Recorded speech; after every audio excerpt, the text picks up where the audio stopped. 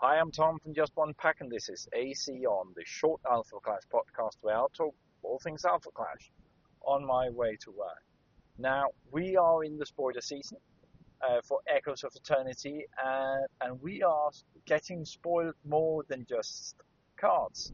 We also get new products. So, let's talk about champion decks. Now, if you don't know, a quick intro to champion decks. Champion decks are the replacement for the two-player starter kits called Clash kits. Champions decks is just one deck instead of two, but instead of being an introductory product, it is a fully competitive 60-card deck, I think, with sideboard, ready to play out of the box. You need to find a friend, and that said friend needs to have a deck of their own, but then you're ready to go. So there's a little bit more to that, and I will get back to that, but I want to start somewhere else. So the premise for the Clash kits was that they would be sort of a beginner's deck, a starter pack, so to speak. I said so on several occasions that they were starter decks. They were meant for starting, teaching the game and getting into the game. The thing is, they were a universal starter kit, or tried to be, sitting squarely in the middle of being something a TCG trained, if I can use that term. Not someone who's not new into TCGs could pick up and play, or someone brand new to TCGs should pick up and play. And it sort of did neither of those things. In my opinion, the Clash kits were too advanced, or too complex, not advanced, too complex for a new player, new player, who has never played TCGs before, to actually learn the game. I am, barring the first one, the Moxie Magnate deck, the rest of them started slowly getting so complex that they were not easy understood. That doesn't mean that they weren't fun to play. It just means that for a brand new player, they were too complex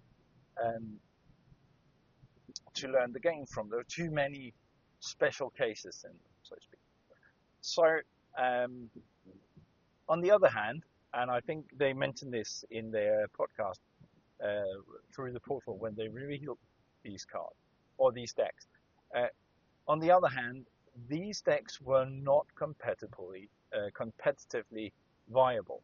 So you couldn't pick them up and go to your whatever day you play and win anything. They might work for rivalry pursuits, but if you brought one to an awakening, you had to be a very skilled player to bring home a win with those. Right?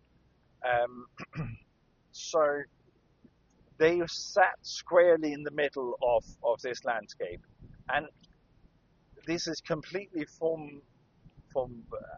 this is on me, right? There's no indication that this is the reason, but building decks like that, going through the product development, building the decks, getting them printed, so forth, is an expense, not least in terms of money spent on production, but also in terms of time. It's a very time-consuming project to build such starter kits or kits at all. And Rising Empire 2 is a small team, remember, so they want to optimize something, but they want to do it better as well, right? So that seems to be the mantra from there. So what do? Well, you choose a side as a starter. You choose a side. You're either gonna make decks that are easily accessible for new players, easy to learn, easy to play with, so to learn the mechanics, or you make decks that is actually going to make you able to compete. Now, which one it is completely depends on the audience for these. And my bet is that indie TCGs, just like Alpha Clash, is not picking up that many new players who had never played TCGs before.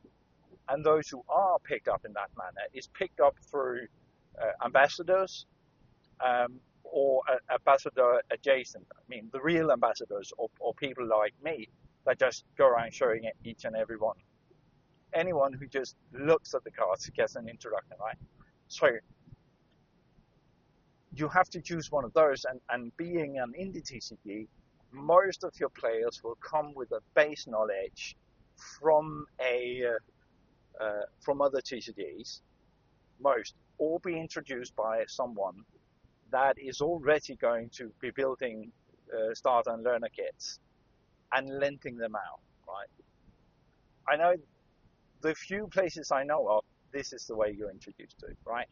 So choosing the side of the more competitive decks makes perfect sense to be the one they produce. Now, that also means that this is one of my, I have only 2 grievances. I'm very positive about this product. This is one of the things that now is now not a new player product, which is sad but understandable, if I use that term. As I said, most new players are introduced through other players, so it won't be a big problem. Now, what is in that deck? Well, as I said, it was a 60 card, including sideboard, or 50 card, sorry, including sideboard, or plus sideboard.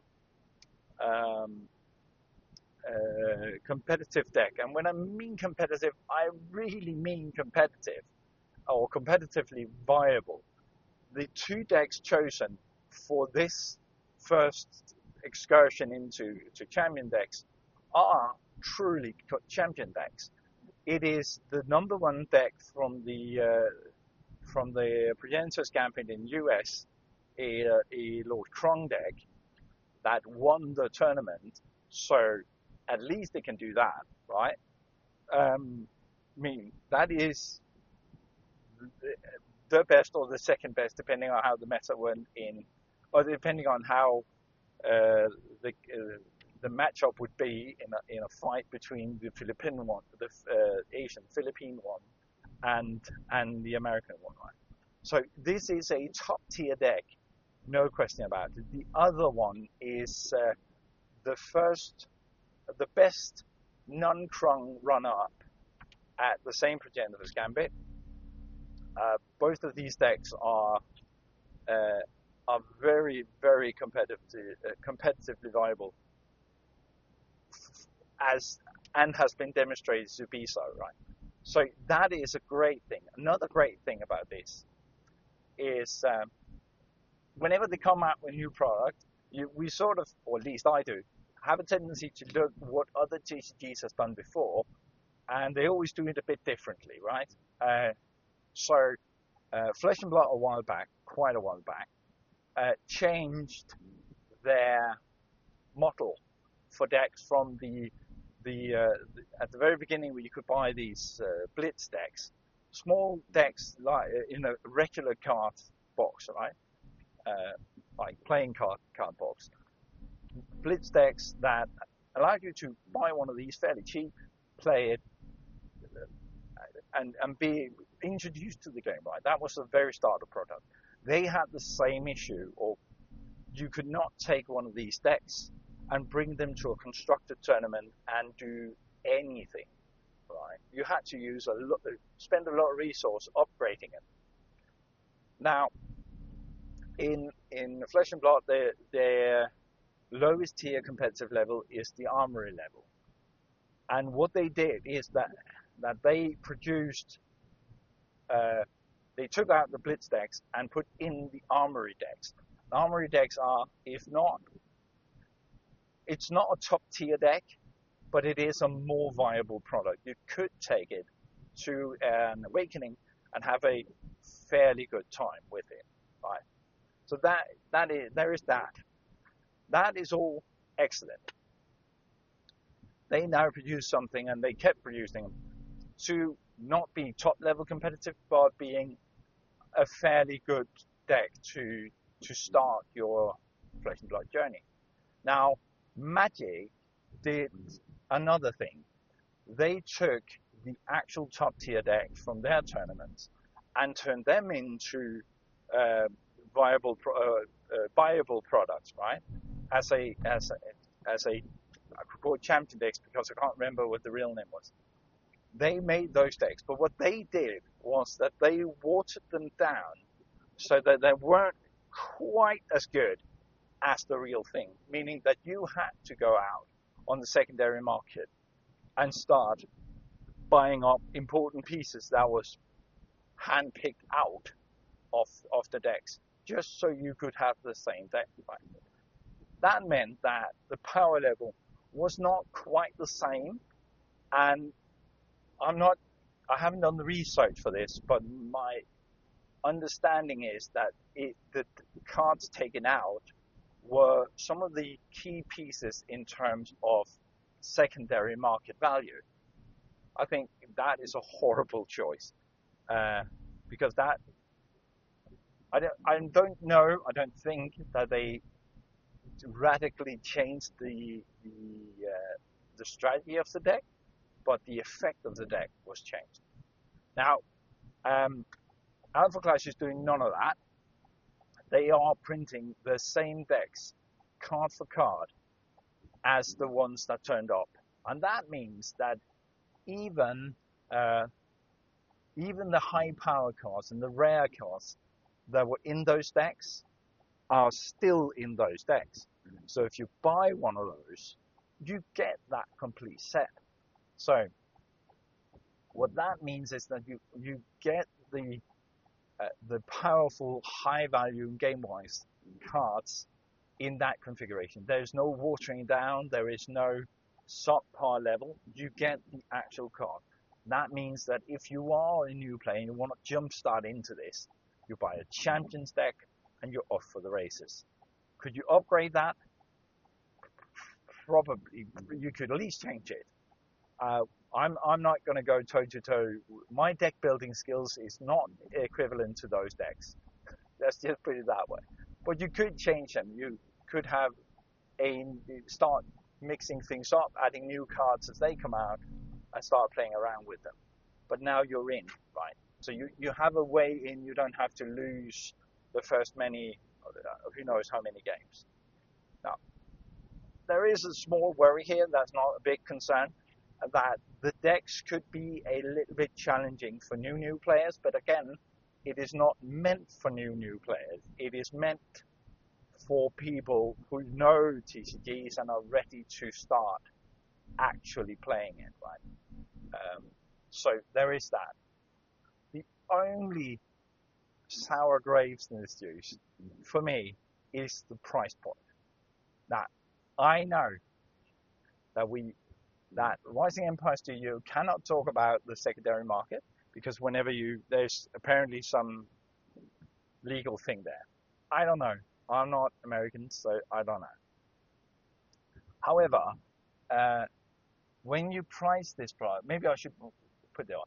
In the Clash kits, you got 100 cards, 101, I think, cards. For I think 25 euros, something like that, right? And now you get 60, I think, 50 plus sideboard, right? 60, 65, something like that, for 50 euros or 50 US dollars. That is a little more than half the product for twice the price. That is just bad math. That is price-wise. That is not something I'm happy about, right? And doing that and not recognizing a secondary market, that just doesn't match up. Because if I say valuable cards, I have to choose whether this is valuable in terms of monetary value or gameplay value. And to me, it will always be the gameplay value that should be significant, right? But that is not reflected in the price of a newly produced product, right? A newly minted product. Now we have a huge gap in the singles market. It's really hard to find and buy singles, especially if you're not close to um, one of the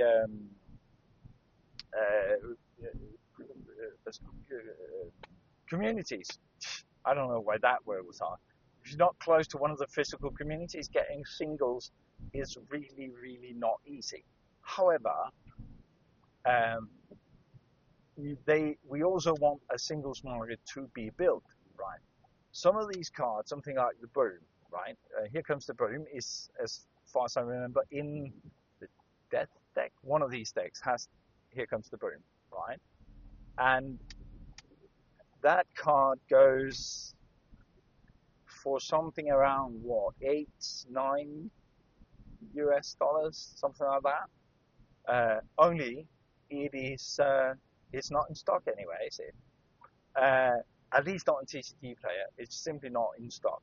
So the odd thing about this is that we need to support the secondary market, but not really do that, because it's a very different story. Let's not go down that road.